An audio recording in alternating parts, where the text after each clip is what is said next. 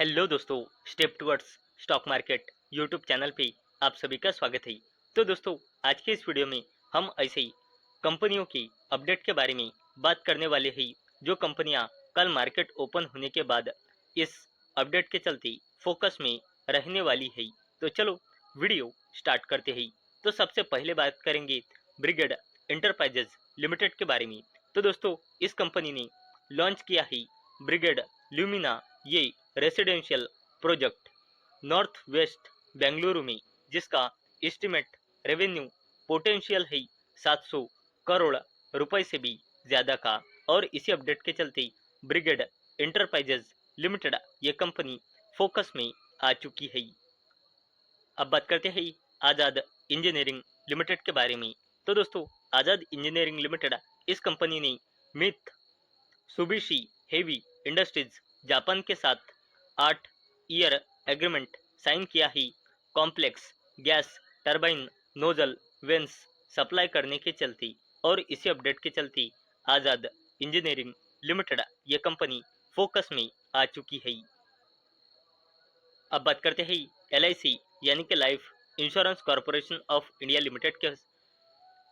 Limited के बारे में। तो दोस्तों, LIC को रिसीव हुआ ही income tax demand order 6146.71 crore रुपए का। और इसी अपडेट के चलते LIC यानी कि life insurance corporation of India limited ये कंपनी फोकस में आ चुकी है। बात करते हैं श्रीराम फाइनेंस लिमिटेड के बारे में। तो दोस्तों, MUFG बैंक लिमिटेड की ओर से जो प्रपोज इन्वेस्टमेंट रखा गया था उसे CCI यानी कि कंपटीशन कमीशन ऑफ इंडिया ने अप्रूव यानी कि मंजूर दे दी है। और इसी अपडेट के चलते श्रीराम फाइनेंस लिमिटेड ये दिग्गज कंपनी फोकस में आ चुकी है। अब बात करते हैं telecom infrastructure company RailTel corporation of India limited के बारे में। तो दोस्तों, RailTel corporation of India limited इस कंपनी को state crime records bureau Bhopal की ओर से software define wide area network 2025 की सप्लाई इंस्टॉलेशन टेस्टिंग और कमिश्निंग के साथ साथ 3 साल की सपोर्ट के चलते ऑर्डर मिला है। और इसी अपडेट के चलते RailTel corporation of India limited ये कंपनी फोकस में आ चुकी है। अब बात करते हैं सरकारी कंपनी NHPC लिमिटेड के बारे में।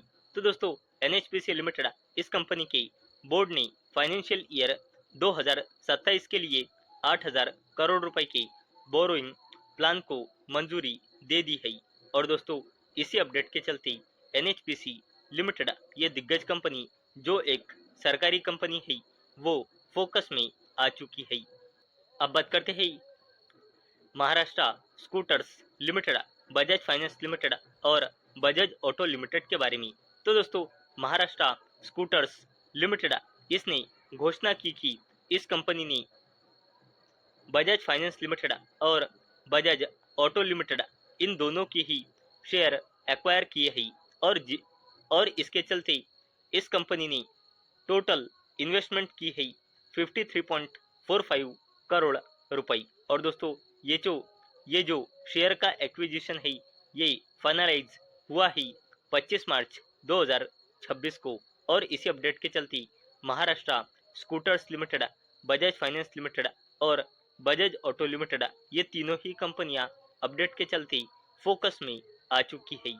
अब बात करते हैं मुकेश अंबानी के दिग्गज कंपनी जियो फाइनेंशियल सर्विसेज लिमिटेड के बारे में। तो दोस्तों, जियो फाइनेंशियल सर्विसेज लिमिटेड इस दिग्गज कंपनी ने अपने wholly owned subsidiary company Jio Leasing Services Limited के through Reliance International Leasing IFSC Private Limited में प्रेफरेंस शेयर सब्सक्रिप्शन करके 63.94 करोड़ रुपए इन्वेस्ट किए हैं। और इसी अपडेट के चलते जियो फाइनेंशियल सर्विसेज लिमिटेड ये दिग्गज कंपनी फोकस में आ चुकी है। अब बात करते हैं सरकारी कंपनी इरडा यानी कि Indian renewable energy development agency limited के बारे में। तो दोस्तों, इस कंपनी ने 0.60 रुपीज पर इक्विटी शेयर का यानी कि 60 पैसे पर इक्विटी शेयर का इंटरिम डिविडेंड अनाउंस किया है और इसे देने के लिए कंपनी ने रिकॉर्ड डेट फिक्स की है 2 अप्रैल 2026। और इसी अपडेट के चलते सरकारी दिग्गज कंपनी इरडा यानी कि Indian renewable energy development agency limited, यह दिग्गज कंपनी फोकस में आ चुकी है। तो दोस्तों, मुझे उम्मीद है आपको ये वीडियो पसंद आई होंगी। तो दोस्तों, अगर आपको ये वीडियो पसंद आई होंगी तो इस वीडियो को लाइक करें और चैनल को सब्सक्राइब करें। और दोस्तों, मैंने ये वीडियो सिर्फ और सिर्फ एजुकेशन और इंफॉर्मेशन पर्पस के लिए बनाई है। मेरी ओर से कोई भी रिकमेंडेशन नहीं है कि आप इन स्टॉक्स को बाय करें, सेल करें या फिर होल्ड करें। तो चलो, मिलते हैं कल शाम 6 बजे। तब तक के लिए टाटा, बाय बाय।